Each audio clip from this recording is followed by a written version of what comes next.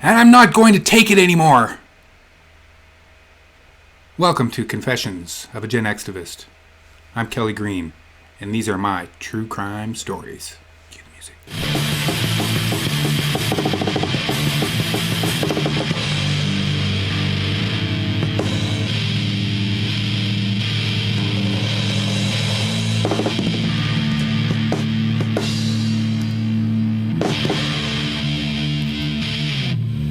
So I titled this program Mad as Hell for two reasons. One, I'm mad as hell at the things that are going on in the world and how they've been handled.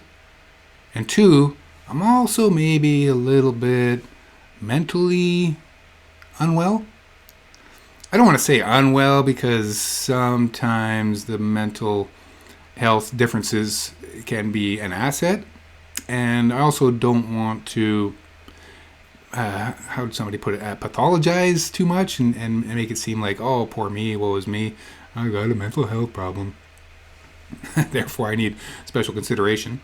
Now, I do need special consideration, and I do have mental health problems. Those things are true. However, I don't want to make a giant issue about that particularly. I do need to, however, make mention of it because today is World Mental Health Day, October 10th, 2024. And mental health is a major contributing factor to activism. Towards activism, mental health is an outcome from activism. I don't know. It's all kind of interrelated. For myself personally, I don't like being deceived. So I can trace this memory back, way back. Being a small child, under 5, like I'm 2-3 years old. And my father's favorite chair, you know, the lazy boy, right? The real stereotypical dad chair. I come up one morning and discover that, hey, Dad's chair is gone. So I inquire, hey, what happened to Dad's chair? I'm told that, oh, it was taken to the dump. Okay, seems reasonable enough. A couple days pass. I'm like, where's Dad? Well, and then the story, I guess, had to be shared that Dad wasn't living there anymore. And that was a shock, but it wasn't near as shocking, and it didn't stick with me for 52 years as being a major problem. But what did stick with me is being deceived. So, granted, I was 2 years old, 3 years old. I can't really blame my mom for maybe in the moment not wanting to come clean and tell me exactly what was happening. But I found that hurtful. I found that it broke the trust, and I wasn't able to really believe 100% anymore from the people that I trusted 100%. So this issue carried forward. It created, I don't know, was that a chip on the shoulder? It created a little bit of a mental health disturbance, I guess, a disturbance in the force, and that carried forward throughout my life. So when I started learning about things that were happening in the world, it was almost like I was being lied to by omission. Why were we not told about climate change? Why were we not told about the deleterious effects of consumption, of a capitalist consuming culture? Why weren't we told the truth about our government's treatment of the Indigenous peoples in Canada or around the world? Why weren't we told the truth about certain wars and how they came about and how they were conducted and how they ended and the actors that were involved with them? Why weren't we told the truth about what was in our food or how it was being grown? There was a lot of things that were kept back, or truths that were put out maybe in small amounts, tiny little bit of truth, but then buried with a whole bunch of other untruths. There's a tactic in the media of both siding, or, oh, we need to get the facts, we need to have both sides of the story to present a balanced perspective on the piece. Now that totally makes sense. Yes, we need both sides of the story. I just posted today how I used to, when I was a child, I could see both sides of an argument. I could understand both sides of an argument, and both sides seemed to make sense. But over time, we weren't. Over time, that was kind of lost on the wayside. Now we don't have that opportunity to see both sides of an argument oftentimes. we'll see both sides of a much smaller argument within smaller parameters. We don't generally see both sides. And that both sidism, interestingly, that's a very good way to shut people down. Now, the personal example I have of this is in producing my film Poisoning Paradise, a native view of the Swan Hills Waste Treatment Center, way back in 1996. When we were producing this film, we'd reached out to the company that was operating that hazardous waste treatment center. And they strung us along. We had conversations back and forth. I don't think it was emails. Maybe it was emails. Yeah, we did have email by then. So there was emails back and forth, and they wanted to know our list of questions, and we sent them to them. And they tried to set up times to meet. And basically, they were just stringing us along. At the end of the day, they refused to come on camera and answer any of our questions. Now, what this did effectively is it killed the opportunity for that documentary to get any kind of mainstream platforming. Because the big broadcasters would say, and did say, well, you don't really have both sides of the story here. We can't really air that. Okay, so lesson learned. We can get shut out just by one side refusing to participate in a conversation. That makes sense. So once I realized that, and once I realized how heavily weighted that one side of corporate capitalism, basically the world and the people that run the world, they're heavily weighted. Everything's heavily weighted in their favor, right? They've got a number of different ways to dampen down alternative perspectives or dissent. So then it became clear to me that what one needed to do to counter that is to amp up the voices on that other side in a way to try and reach some balance. I don't think it really worked that well in the long run. As you can see, 25, 30, almost 30 years later, situations around the world have not improved a great deal. We still got a lot of problems. So I don't know where I was going with that. We need to wrestle with both sides. We need to have those opinions. Boiling Frog putting on the screenings, having the events, getting it out there, talking about both sides. Oh yes. Okay, so it's going to get controversial. Trigger warning if you're not into conspiracies, or if you think that this stuff is crazy talk, or Kelly should get himself a tinfoil hat. All those things might also be true, but for your own mental health, if these types of things make you a little bit inflamed, I recommend not watching any further, because I'm gonna get into some stuff here. Okay, here goes. So around the time that the Americans are gearing up for their war in Iraq, they're also still dealing with and healing from the attacks of 9/11. And part of the justification attacking Iraq was based on that. So they had the 9/11 attacks, they had the anthrax attacks, there's a lot of anti-Muslim attitude. They launched what they called the War on Terror, which would be an unending war. They brought in the Patriot Act, which was a sweeping legal means to surveil not only their own population but the entire planet, amongst other very draconian control measures, and essentially change the entire world as we knew it to the world that we exist in today. Not necessarily a better one. So this was going on, and as that had transpired, myself, along with others,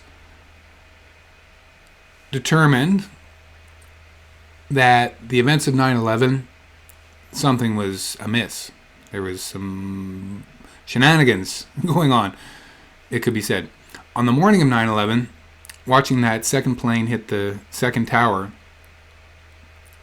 my immediate instinct in my mind was that something's wrong here, something's amiss. It's not right.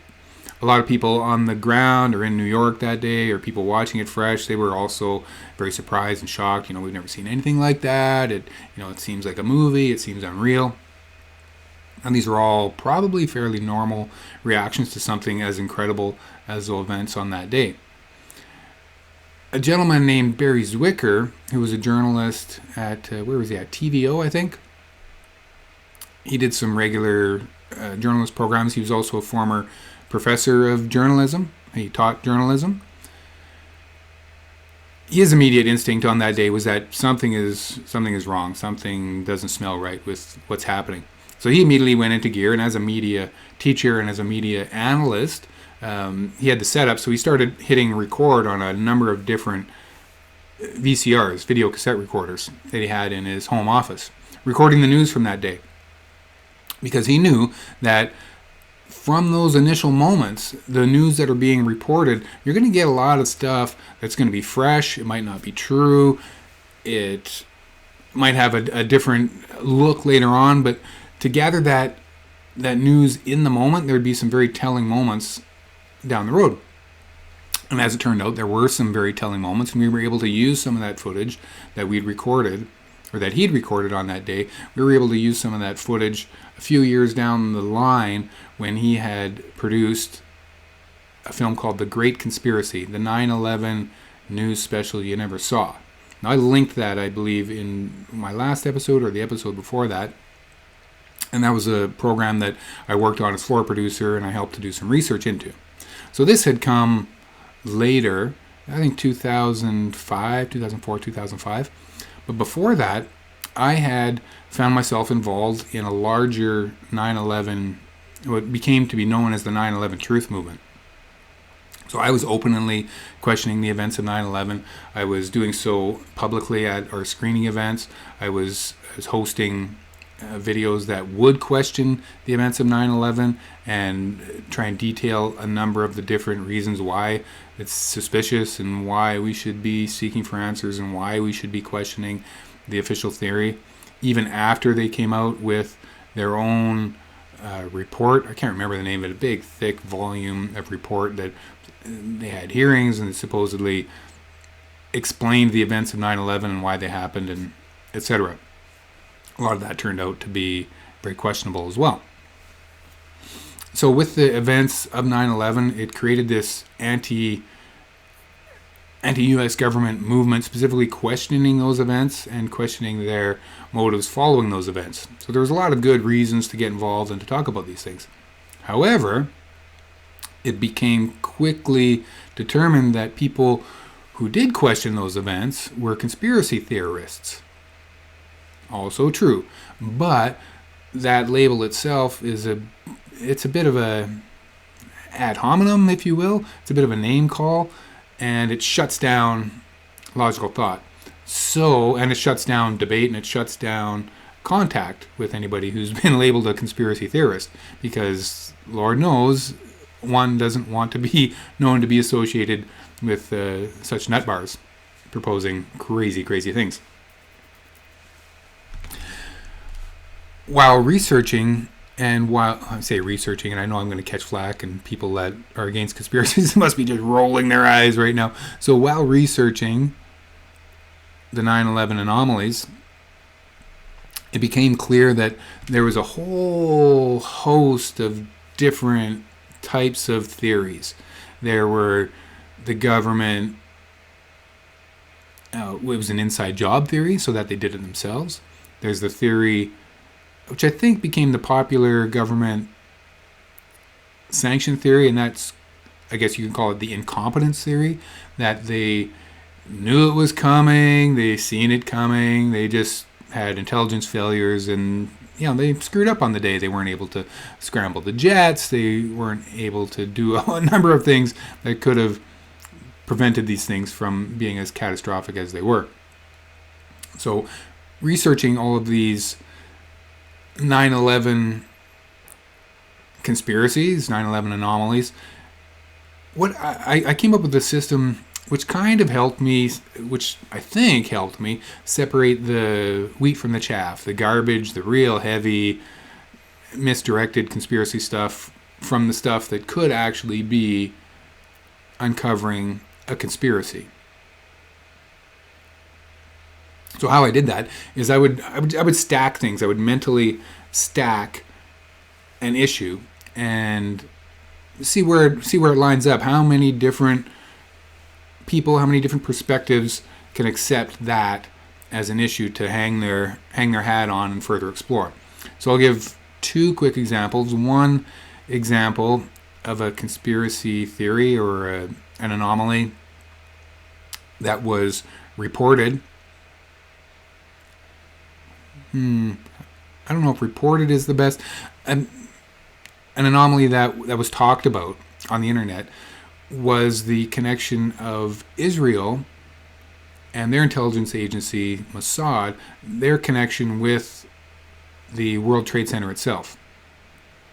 And the conspiracy theory, how it goes, is that they knew that it was coming, and there was forewarning sent out to Israelis and to Jewish people who would have normally been in those Twin Towers, would have been in the World Trade Center complex on that day. There was advance warning sent to them not to come to work that day.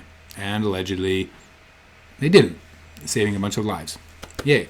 Now, what that implied is that they were somehow either involved with the events of 9/11, or at least had foreknowledge of those events, and decided to keep it semi-private to themselves, to the people that they held close for their best interests, not to let it out as a public event, because, you wouldn't want to save all those lives on 9/11, would you?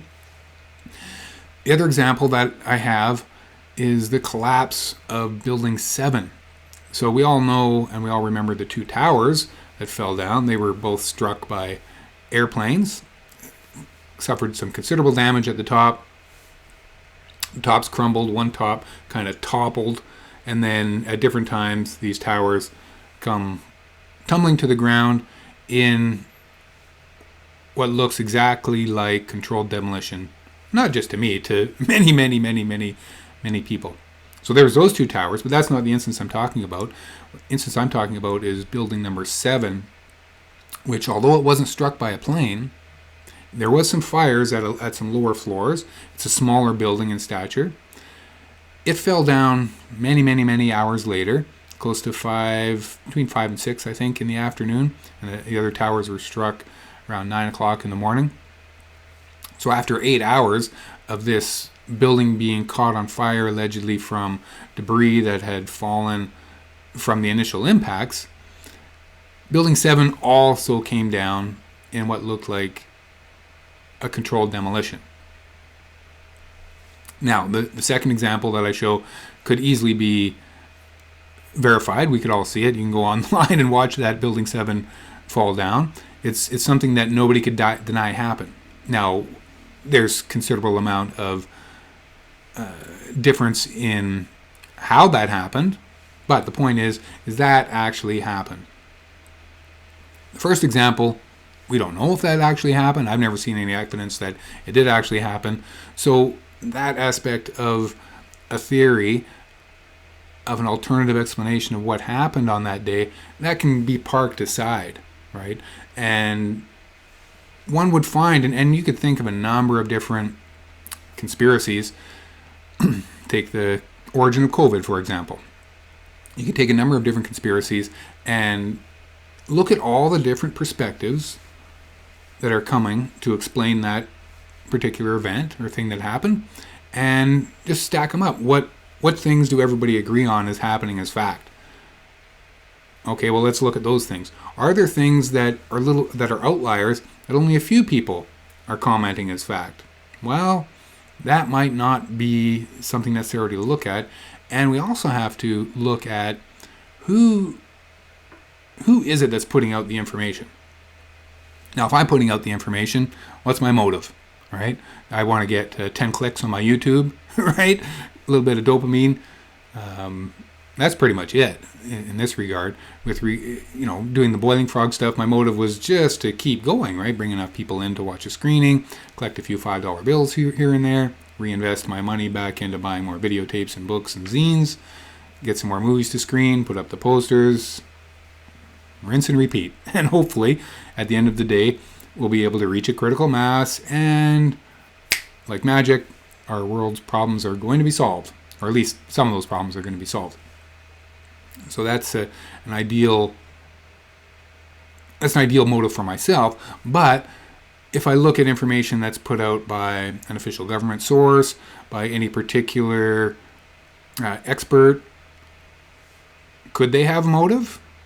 Oh, absolutely. We all have motives, right? But what are those motives? So it would be foolish in a situation like that to listen only to the perspectives of the party that has a motive. Now, in this instance, if we look at the U.S. government as a single unit, it wouldn't make much sense, would it, to trust everything they say when they've already exposed what their motive is. Do you follow? So earlier they explained what their motive was with regards to Iraq. They've long held perspectives with regards to the whole region of the Middle East, going back to even the creation of Israel, their animosity towards Iran, Iraq, Syria, Saudi Arabia, Yemen, right? The list goes on and on and on and on and on. There's a lot of motives that are going to possibly direct how people are going to behave. So it's natural to question people's motives, and I think anybody, whether it be a journalist, a reporter, or a crime investigator, that's a big aspect of it. So do they have the motive? Do they have the means? And do they have the opportunity? Okay, well, let's see if we can fill in those blanks, and if we find somebody with the motive, with the means, and with the opportunity, and we can find some physical evidence that connects those things, or strong testimony, then a prosecutor could proceed with charges. So with regards to 9/11, obviously the Americans had the means, they had the motives, motive, and what's the other one? I'm just drawing a blank. Regardless, I'm rambling on and on and on about 9/11, and I don't know why. Oh yes, except to say, to get back to the original story, that I got involved with these people who were organizing 9/11 truth events. And what they'd come to agree on was to host an international inquiry, the world's first inquiry into 9/11. So conducted by academics and journalists and authors and people with hopefully no motive except for getting to the truth. So I was in meetings with these folks, and eventually I was volunteering and helping them out. Eventually they hired me on. I would get paid $600 a week to help them organize this conference. They had a lovely little house that they'd rented in Toronto that we could use as our office space and meet. There was, I don't know, a good 7 or 8 of us that were working on this full time to bring this international inquiry together, which I think was scheduled for late 2004. And this also ties in with the mental health angle. So I'm trying to keep it all together. During the organizing of that international inquiry, I was starting to have some serious mental health issues, some serious, what do you call them, symptoms, mental health stress symptoms. I was literally falling apart. So with about 5-6 days before the inquiry was to start, and all this pressure building and the people arriving and working out logistics, and not only am I organizing all the speakers that are coming in, but I'm also coordinating and organizing all the media coverage and the capturing of the media for that event. So it's quite a lot to juggle. The pressure got to me.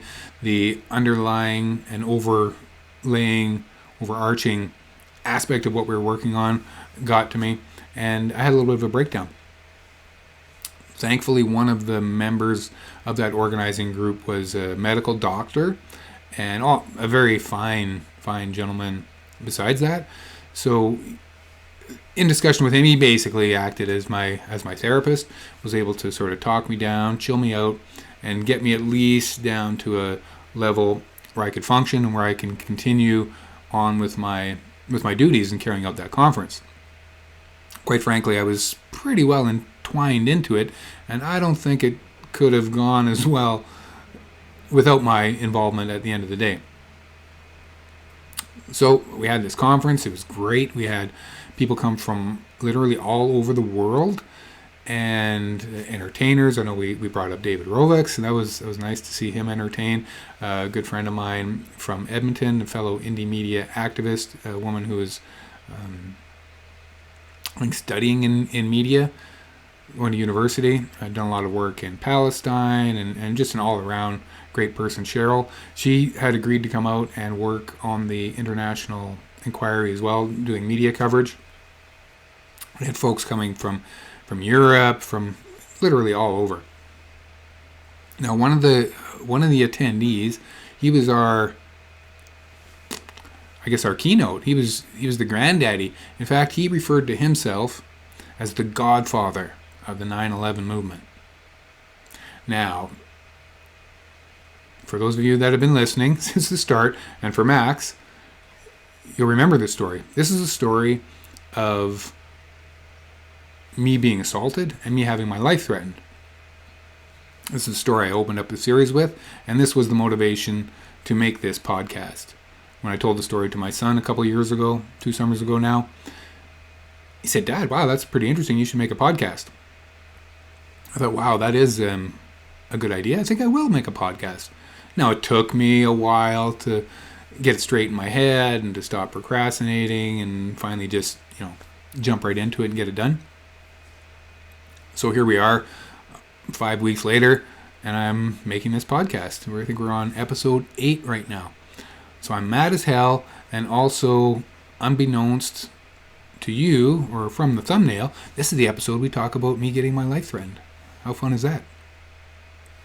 So this guy's name, Mike Rupert. Okay, he's dead now.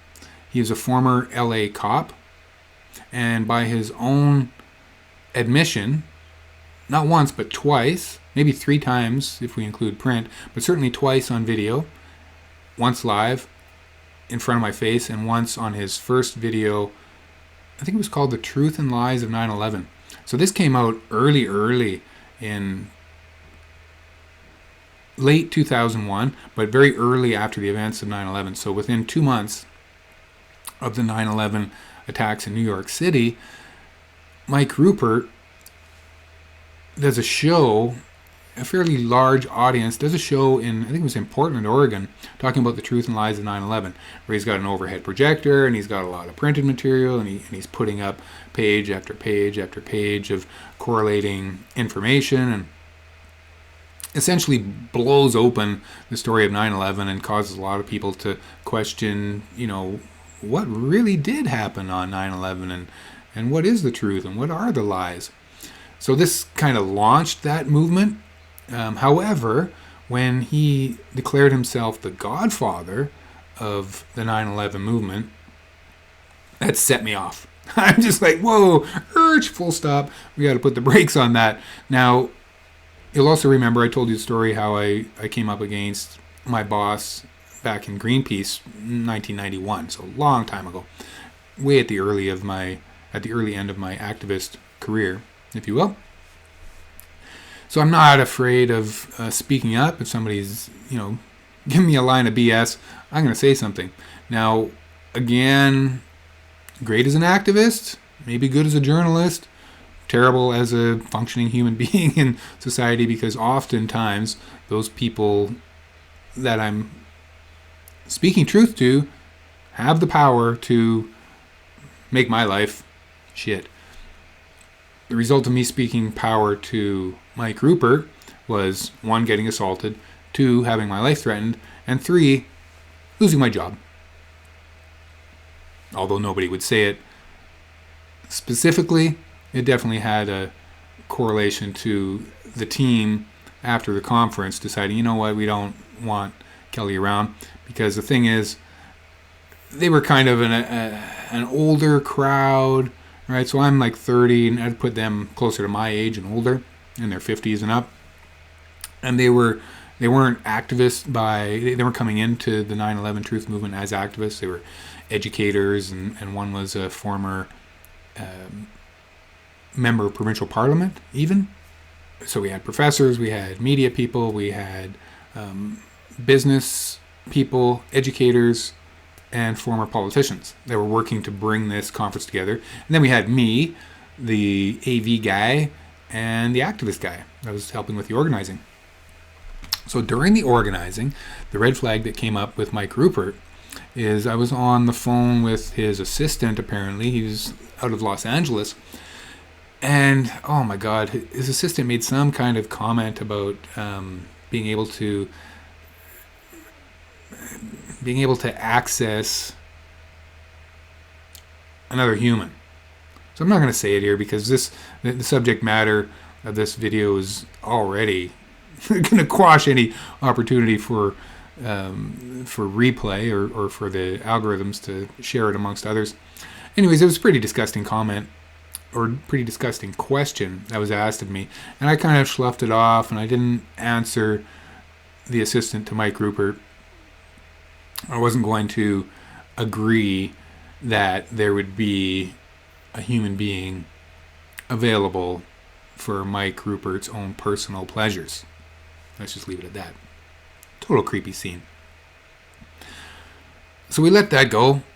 The conference comes.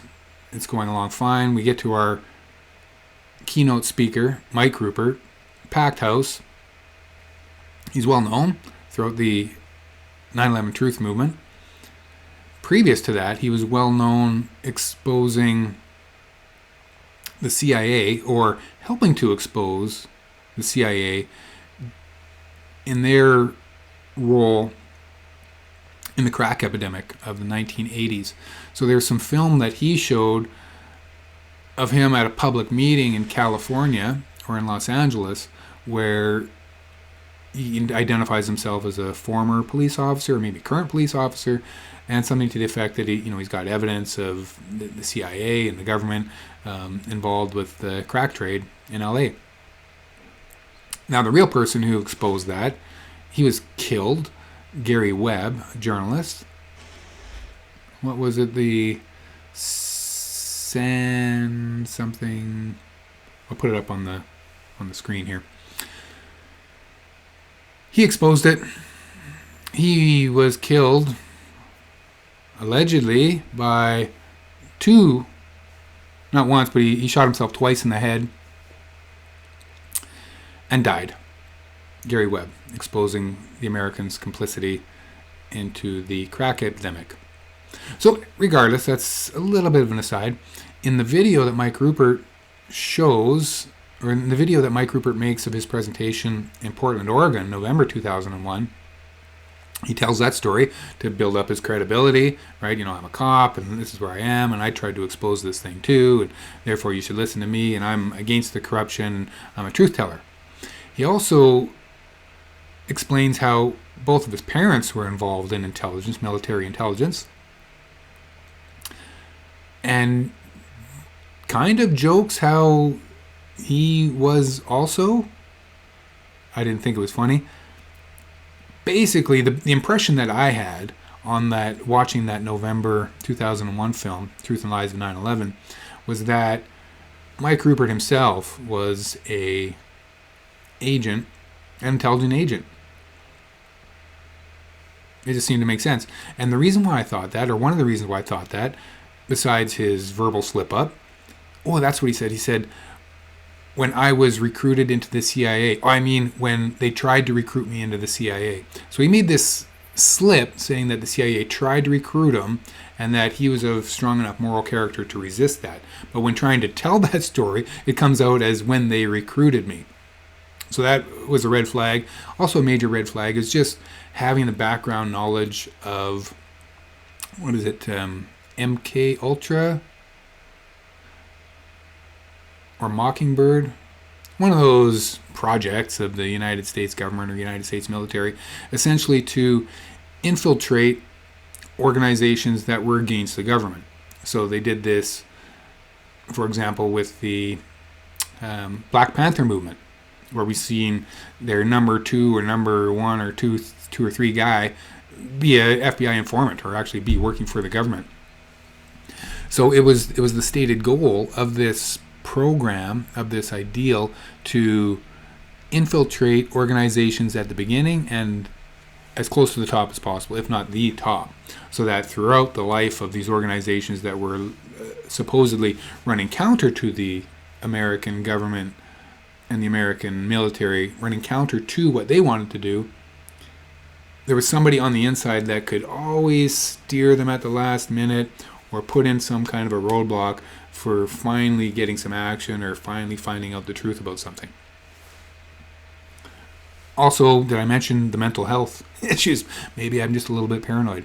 But regardless, this is in the back of my mind about Mike Rupert. He comes to Toronto almost 3 years later at the International Inquiry into 9/11 that I'd helped organize. And during his keynote speech, if he doesn't make the exact same flub.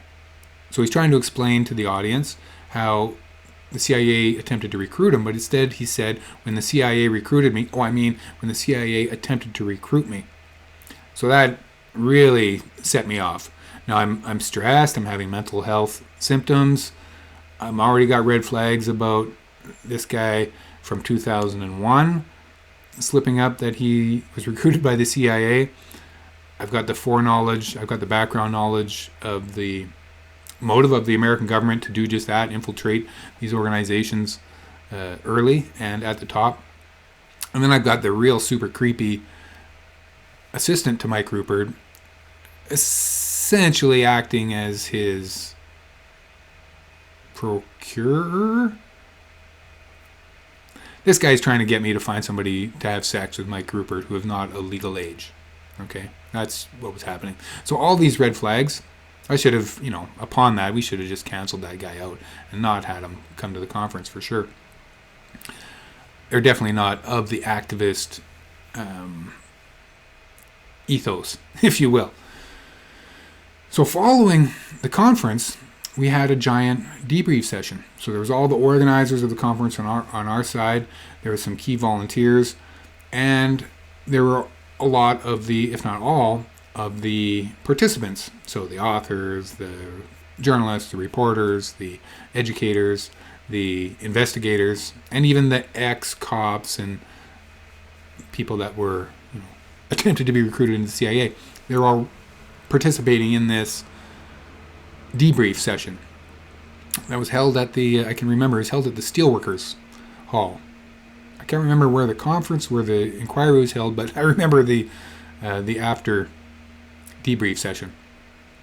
So this debrief session is happening, it's going along, and it comes around to Mike Rupert's turn to speak to this debrief session and introduces himself and says, I'm basically the godfather of the 9/11 truth movement.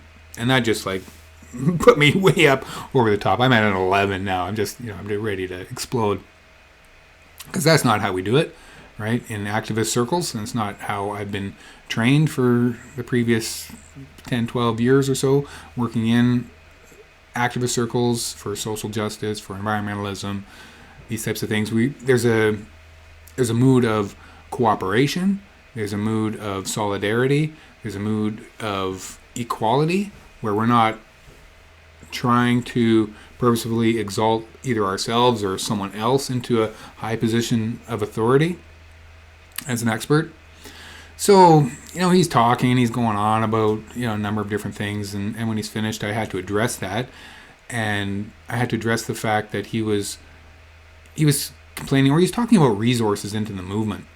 And that also set me off. It's that's pretty rich, because he, by his own admission, had sold tens of thousands of copies of this VHS tape at $20 a pop.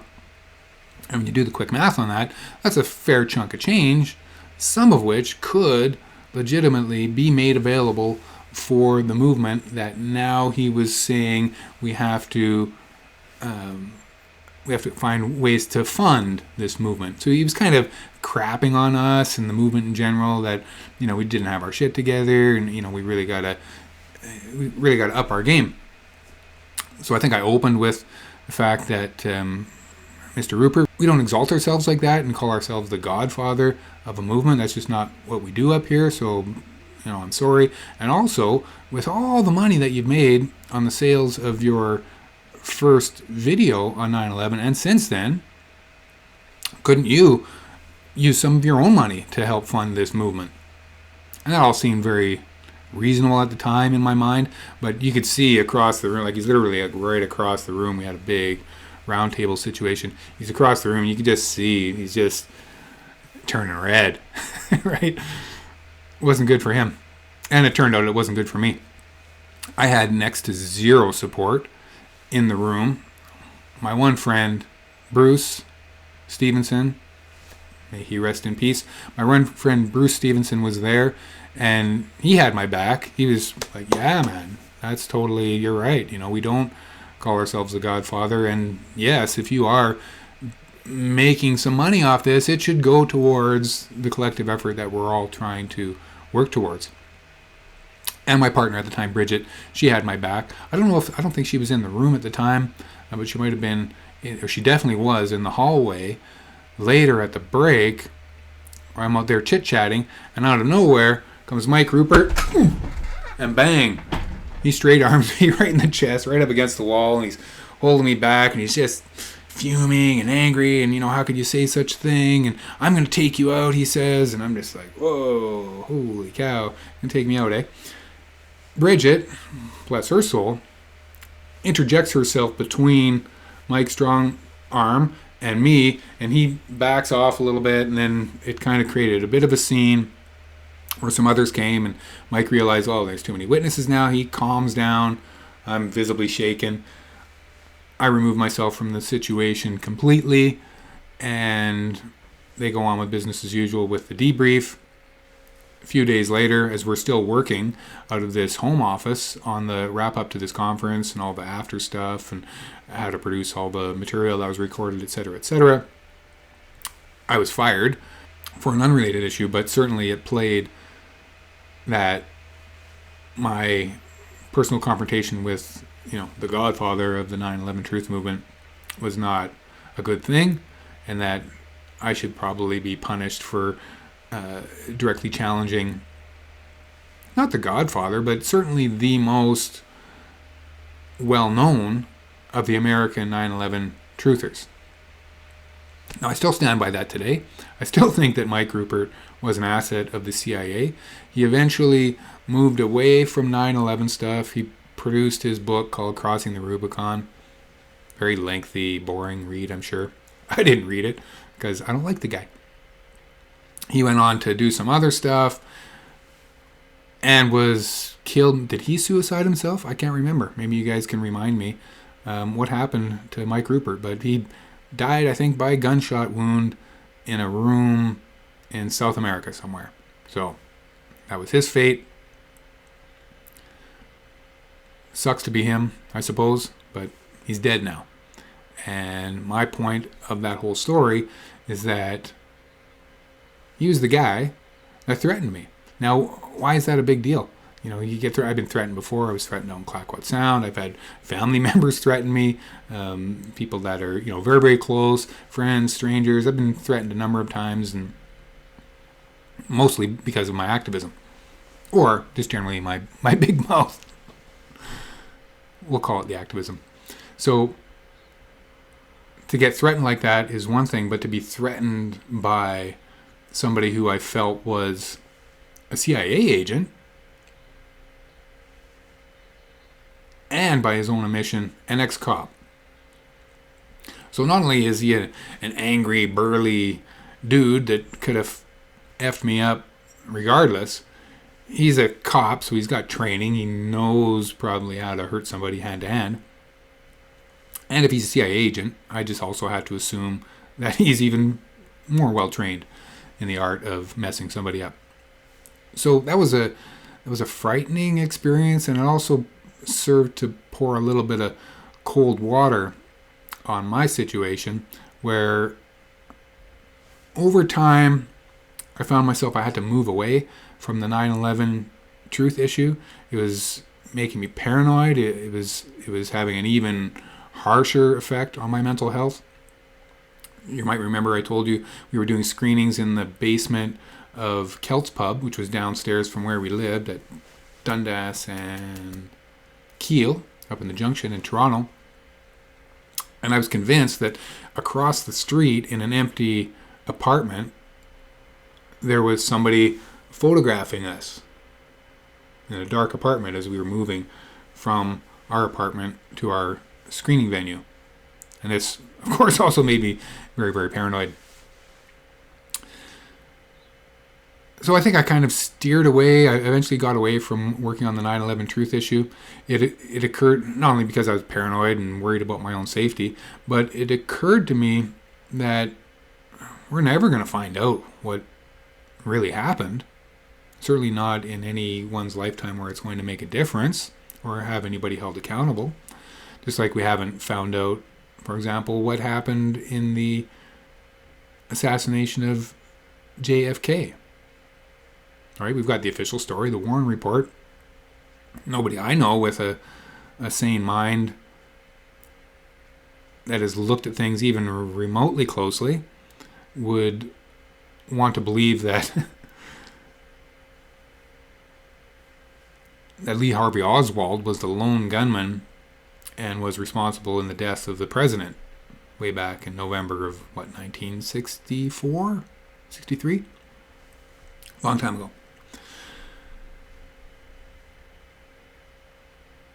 The point is, what's the point? The point is, there's a lot of baloney. There's a lot of baloney going on in the world. There's a lot of evil that's being perpetrated in the world as well. Sometimes that's perpetrated by the good guys. Sometimes by the bad guys. A lot of the times, the truth is completely lost. Or you've got competing truths, if you will. Or what the right said after Trump became president, alternative truths. Alternative facts. Okay, that's fine. We want to live in a universe of alternative facts. I mean, that's just messed up. When we can't all agree on what we've seen with our own eyes is a fact. No, that actually didn't happen. A different fact happened on that day. That's like gaslighting. It's like en masse gaslighting. Just make everybody crazy, crazy, crazy. So, am I a conspiracy theorist because I got into 9/11 and I question things? Yes, for sure. Am I crazy? Also, probably yes. Am I unworthy of being listened to? Probably. Am I 100% wrong? No, I'm not.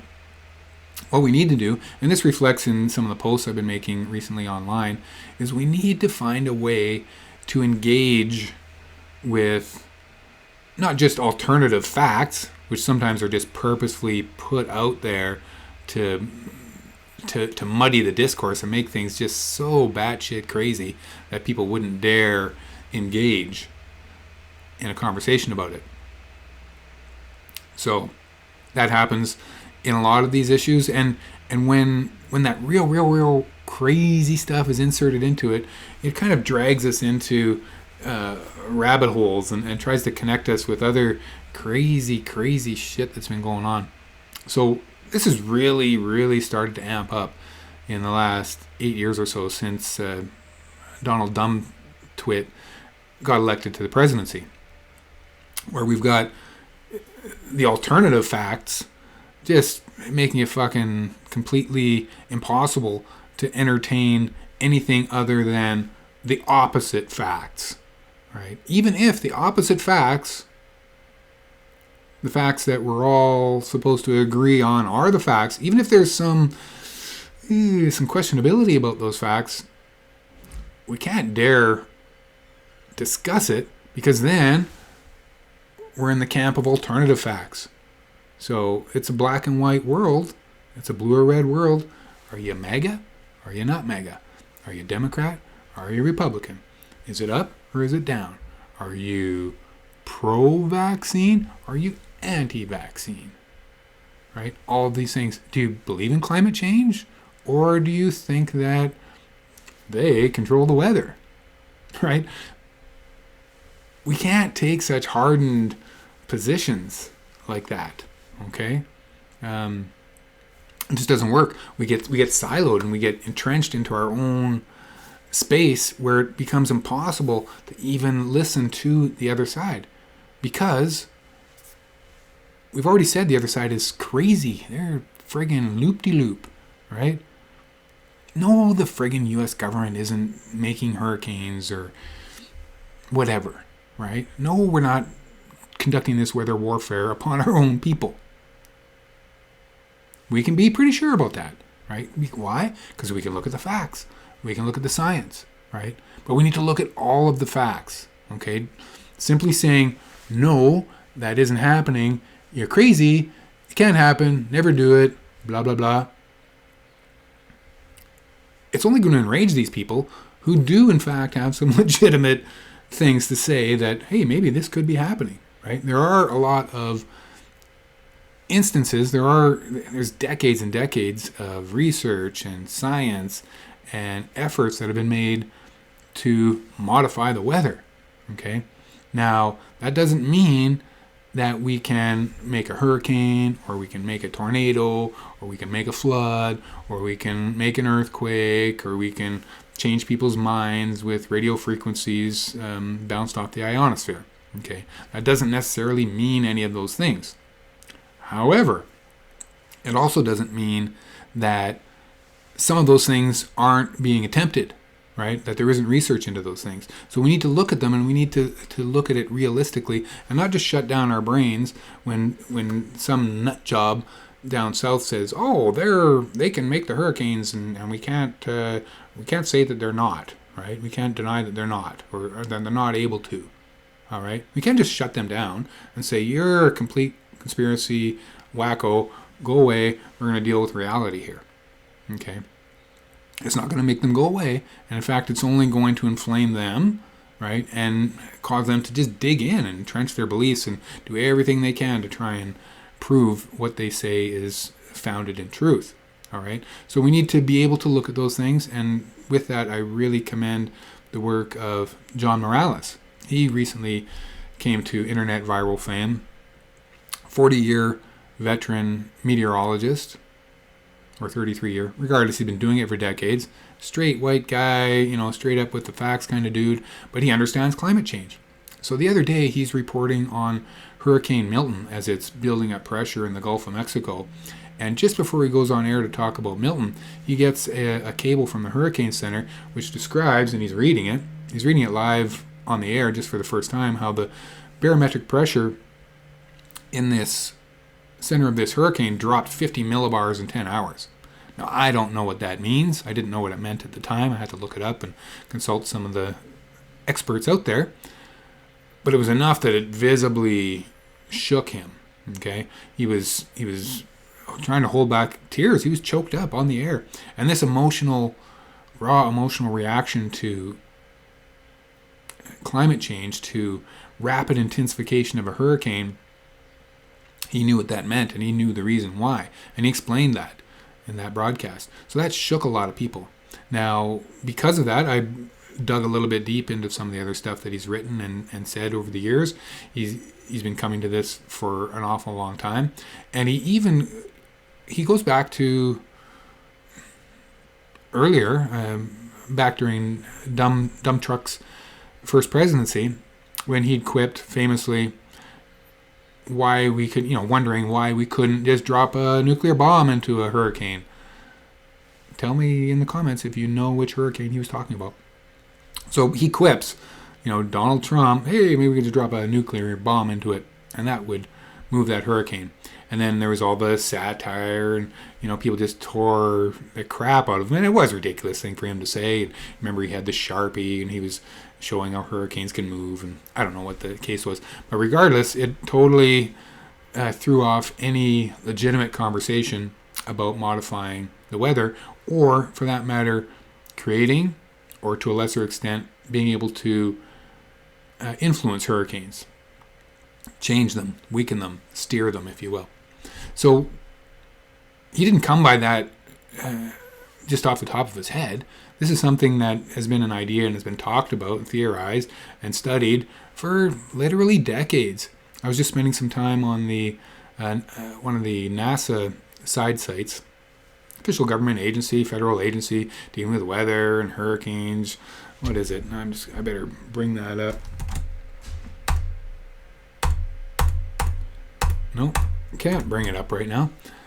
I'll put it on the screen here. So they've had programs to study this for decades and decades and decades. Okay, and even to this day, there's weather modification going on, right? If you want to think about something as simple as cloud seeding, right? Something to either break up the severity and the size of hailstones, is what's done here in Alberta, or to create rain or to block rain. These types of technologies are being deployed. It's not science fiction, it's science fact, right? But we need to be able to still entertain that this is happening, right? Weather modification is a thing, it's going on, right? With planes spraying things into the atmosphere, right? Or dropping things into the atmosphere. It's not necessarily chemtrails, right? That are poisoning us or, spreading aluminum to help conduct the sound waves off the ionosphere to control our minds. It's not necessarily those things, okay? But there are things that are happening that we need to discuss. So we can't just make blanket statements that weather modification is dumb, it's not happening, you bring that up and you're a complete tool. We need to have intelligent conversations and be able to explain to people that just because this is happening, it doesn't mean that this is happening, right? Also, so just because we're seeding clouds for hail doesn't mean that we're creating hurricanes, okay? But just because we can't control hurricanes doesn't also mean that we haven't tried, all right? That science exists and there's been efforts, and as people have tried to explain online, there's patents for these things, right? We know that having a patent doesn't necessarily mean that something works. It just means that it's got a reasonable thesis behind it for it to work and therefore be granted a patent. So, does any of this make sense? Where am I at? Holy crap, this is a long podcast. I'm almost an hour in. I'm going to have to edit some of this stuff out. It was the episode where I talked about being assaulted. It's the episode where I talked about being mentally ill. It's the episode where I talked about conspiracies. I wonder how many of you will come back for episode 9. I hope most of you, and certainly Max, whom inspired this podcast series and whom I'm primarily making it for. I thank you for listening. I thank everyone else for listening, and good day. I wish you adieu.